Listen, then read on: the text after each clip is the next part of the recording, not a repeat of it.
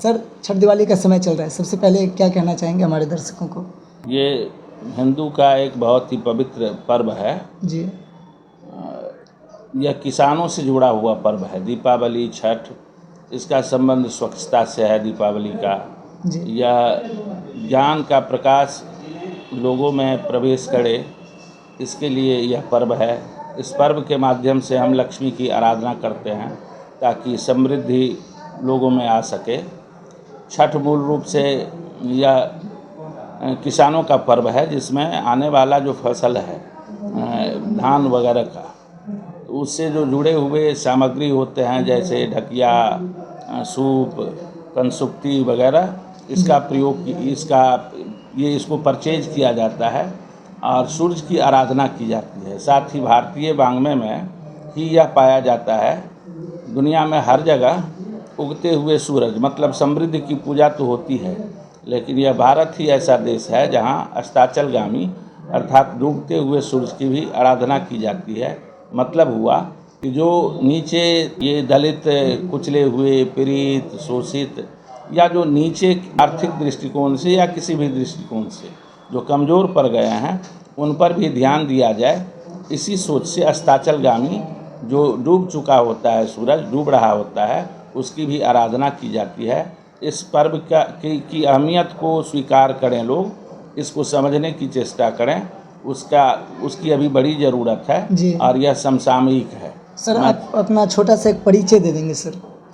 मेरा नाम doctor R S. Pandey हुआ।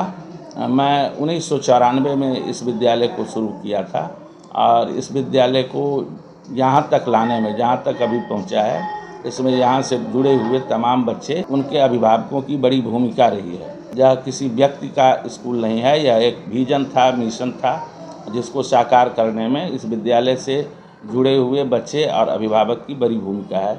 मैं टिल डेट इसको याद रखता। पहले तो दीपावली, छठ के बीच में स्कूल खुला भी रहता था, लेकिन अभी हम लोग मैसेज देते हैं, बच्चों को समझाते हैं कि दीपावली में दीपोत्सव मनाया तो ज़रूर जाए जी, हर्षोल्लास के साथ, लेकिन यह ध्यान रखा जाए अभी जो परिस्थिति है पॉल्यूशन का, तो पॉल्यूशन क्रिएट नहीं हो। ये तिल के तेल का, घी का या फिर कड़वा तेल का लोग दीपक जलाएं। जो ऑर्गेनिक सब्सटेंसेज हैं जैसे मोमबत्ती का यूज करना, मिट्टी तेल यूज करना, या जो पॉल्यूटेंट्स क्रिएट करता हो, ऐसे चीज़ों से लोग अपने आप को बचाएं। साथ ही इसमें देखा जाता है कि पटाखा के कारण कभी कभी कुछ बच्चे झुलस भी जाते हैं, वो हार्म कर लेते हैं अपना। तो सतर्कतापूर्वक इस पर्व को मनाएं। जैसे छठ का ही पर्व है, तो उसमें पानी में प्रवेश करने से पहले, पानी भी अब पॉल्यूट हो चुका है, इसलिए उससे बचने का पहले उपाय कर लें, फिर उसमें प्रवेश करें। इन सारी बातों की जानकारी हम बच्चों को देते हैं। साथ ही इसके सांस्कृतिक महत्व की भी जानकारी हम बच्चों को देते हैं। जी सर, बहुत सारे ऐसे हमारे आपके इस विद्यालय के प्रोडक्ट हैं जो ऊंचे ऊंचे पद पे चले गए हैं, वो लोग भी आज आपको देख रहे होंगे तो खुशी मना रहे होंगे, तो उनसे आप क्या कहना चाहेंगे? देखिए, बच्चे ऊंचे ऊंचे पद पर गए हैं। मुझे मालूम है यूपीएससी क्वालिफाई करके कुछ बच्चे ये डीएम वगैरह भी हैं, और अभी रिसेंटली पिछले वर्ष एक बच्चा को आईपीएस भी मिला है। मेडिकल के फील्ड में आज ही पता चली है कि एक बच्ची है जो फर्स्ट बैच की ही थी, आज शायद मेडिकल कॉलेज यहाँ मधुबनी सदर हॉस्पिटल में उसका कोई शिविर है, वो अभी डीएम कार्डियोलॉजी हो गई है। ऐसे एम्स में बहुत सारे बच्चे हैं, तो मैं सबको शुभकामना देता हूँ, उसके प्रति मंगल कामना है। उन्हीं बच्चों के कारण मैं आज जाना जाता हूँ। ऐसा होता ही है कि शुरुआती दौर में जब सजाने संवारने का वक्त रहता है, तो अभिभावकों की बड़ी भूमिका होती है अपने बच्चों को उचित दिशा निर्देश देकर उसे उच्च स्तर तक ले जाने का प्रयास करें। लेकिन जब बच्चे आगे पहुंच जाते हैं तो वही एक संबल होता है जीने का। तो मैं ऐसा फील भी करता हूं।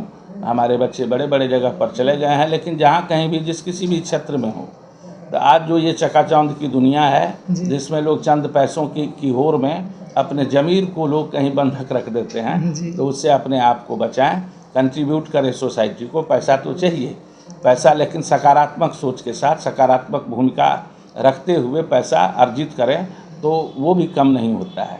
नकारात्मक मीन्स न अख्तियार करें। सर, आपने जो कहा कंट्रीब्यूट करें, ये बहुत अच्छा लगा। खास करके आपने उनको ऐसा सजेस्ट किया है, जो अगर आप किसी गरीब के परिवार में दिवाली नहीं मन रहा तो उनको भी आप सहयोग करें। आपकी भावना से मुझे ऐसा प्रतीत हो रहा है, और मैं भी चाहूँगा जो मेरे जो सीनियर जो भी कोई देख रहे हैं तो उनको ऐसा होना चाहिए। जो बहुत सारे ऐसे परिवार हैं जिनके परिवार में दिवाली के दिन मातम भी रहता है, और बहुत सारे ऐसे परिवार हैं जो पैसे के लिए मोहताज रहते हैं, उनको प्रॉब्लम रहती है, तो उनको आप लोग भी सहयोग ज़रूर करें। सर, एक प्रश्न लास्ट रहेगा, इसके बाद हम लोग फिर बातचीत अगले कभी सेशन में करेंगे। सर, हम चाहेंगे जो खास करके इस दिवाली और छठ के बाद जो हमारे बच्चे 10वीं के एग्ज़ाम देने वाले हैं CBSE से, वो बहुत सारे अपने यहाँ कितने कैंडिडेट होंगे अभी लगभग? 355 बच्चे 355 अपियर होने जा रहे हैं इस वर्ष। अच्छा, तो उनको ये जो डिस्टरबेंस होगा उनसे बचने के लिए उन बच्चे को आप क्या कहेंगे? मैं अपने बच्चे को 15 दिन पहले मैं कंसोलिडेटेड फॉर्म में क्लास ऑर्गेनाइज कर लिया हूँ। प्रीवियसली जो एग्ज़ाम हुई है हाफ ईयरली, उसमें उसके मार्क्स के आधार पर बॉयज़ को 3 कैटेगरी में मैं बांट लिया हूँ और गर्ल्स को भी 2 कैटेगरी में बांट लिया हूँ। और प्लान्ड वे में एक बोर्ड पॉइंट ऑफ व्यू से बच्चों का परफॉर्मेंस अच्छा हो सके, इसका मैं प्रयास कर रहा हूँ, प्लान लिया हूँ। उसमें जो हमारे विद्यालय में सारे शिक्षक अच्छे हैं, लेकिन तैयारी को ध्यान में रखते हुए जो शिक्षक उपयुक्त दिखाई पड़े हैं वैसे शिक्षकों को लेकर मैं बढ़ रहा हूँ। पहले ऐसी परिस्थिति कि बच्चे गाड़ी से कम आते थे, तो मेरे यहाँ तो दीपावली छठ के बीच में भी स्कूल खुला रहता था 10वीं के बच्चों के लिए, 10वीं और 12वीं के लिए। इस वर्ष भी मैं प्रयास करने जा रहा हूँ, अगर ज़्यादा संख्या में बच्चे अगर रेडी हो जाएंगे कि आकर वो लोग पढ़ पाएंगे तो मैं फिर इस बार भी चालू करूँगा। वैसे अगर नहीं हो सका तो छठ के बाद मैं पूरी तरह प्लान कर लिया हूँ। पहले तो बचा हुआ पाठ्यक्रम खत्म करना, फिर बोर्ड के लिए चैप्टर वाइज कितने क्वेश्चंस, रिप्रेजेंटेटिव क्वेश्चंस बनते हैं, जिसकी तैयारी कर लेने से एग्ज़ाम में बच्चों को छूटेगा नहीं। फिर ऐसे बच्चे जो अच्छे होते हैं, तो 80+ के बच्चे हैं, तो उनकी तैयारी पूरी तरह ये कमांडेड हो कि वो एग्ज़ाम हॉल में पूरी तैयारी के साथ जाएं, मतलब वर्ड टू वर्ड उनका कैलकुलेटेड आंसर हो, ताकि एग्ज़ाम हॉल में उनको प्रॉब्लम नहीं हो और उच्च अंक वो प्राप्त कर सकें। ऐसा मैं तैयारी करवा रहा हूँ, प्रयास कर रहा हूँ। जैसे कि आप लोग ने समझा, सर ने बहुत अच्छा पहल भी किया है। कहा जाता है कि इंग्लिश में एक प्रोवर्ब है जो a good teacher teach but a great teacher inspire and motivate. जैसे कि सर ने ऐसा पहल किया, ये बच्चे के हित में किया। एक बहुत सुंदर कहावत आप लोग सुने होंगे, गुरु ब्रह्मा गुरु विष्णु गुरुदेव महेश्वरा। तो एक शिक्षक ही होते हैं जो बच्चे को जीवन को निर्माण भी करते हैं, और एक शिक्षक की गोद में ही होता है जो बच्चे के जीवन को प्रलय में भी डाल सकते हैं। लेकिन शिक्षक कभी ऐसा नहीं चाहते हैं किसी का जीवन प्रलय में जाए। इनका समय चल रहा है, सबसे पहले आप हमारे ऑडियंस को क्या कहना चाहेंगे? छठी वाले, सबसे पहले आपके इस चैनल को बहुत बहुत धन्यवाद जी। आप इस अवसर पर हम लोगों से बातचीत करने के लिए आते हैं, और ये किसी भी शिक्षण संस्थान में जाने का मकसद होता है कि एक मैसेजिंग देने की बात होती है जी। तो आपका साधुवाद, आपका अभिनंदन, आपके चैनल को बहुत बहुत धन्यवाद कि आप हमारे रीजनल सेकेंडरी स्कूल डिवीज़न परिवार में आए हुए हैं। मैं इस अवसर पर दीपावली और छठ जो आने वाला है, समय आ चुका है, इस समय मैं सभी को ढेर सारी बधाई, ढेर सारी शुभकामनाएं देता हूं। मधुबनी के लोगों को, बिहार के लोगों को और पूरे भारतवर्ष के लोगों को या दुनिया के सभी लोगों को एक शुभकामना देना चाहूँगा। इस पर्व को हर्ष और उल्लास के साथ मनाएं, ताकि हमारे बच्चे, जितने भी बच्चे अभी तक निकले हैं जी, इस विद्यालय से पास होकर के विभिन्न जगहों पर अपना अपना काम निष्पादित करते हैं। हाल ही में एक लड़का IAS कंप्लीट किया था, UPSC कंप्लीट किया, तो उसको IPS कैडर मिला जी। तो हम चाहेंगे कि हमारे बच्चे जहाँ भी रहें खुश रहें, आबाद रहें, एकदम खुशी खुशी अपना जीवन यापन करें। हमारे ही बच्चे नहीं, तो ज़रूरी नहीं कि रीजनल सेकेंडरी स्कूल के ही बच्चे हमारे बच्चे हैं। जितने भी बच्चे हैं सब हमारे हैं, और सब अच्छा करें। जब सब अच्छा करेगा तो ऑटोमेटिकली हमारे देश का विकास होगा, और हम सब एक समृद्ध देश में रहने के लायक बन पाएंगे। हमारा देश अभी भी समृद्ध है, लेकिन और भी समृद्ध बनाने के लिए हमारे युवकों को, हमारे जितने भी विद्यार्थी हैं, हमारे जो कर्णधार हैं देश के, उनको आगे बढ़ चढ़ कर भाग लेना होगा।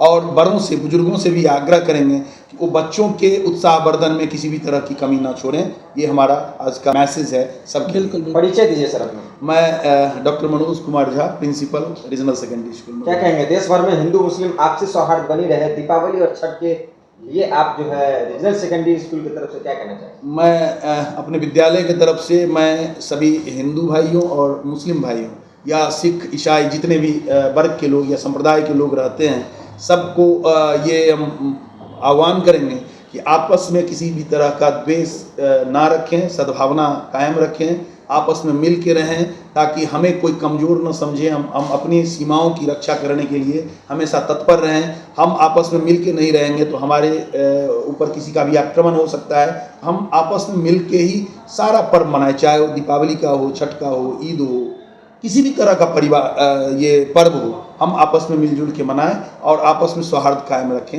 यही ढेर सारी शुभकामनाएं सबको। चलिए, बहुत बहुत धन्यवाद।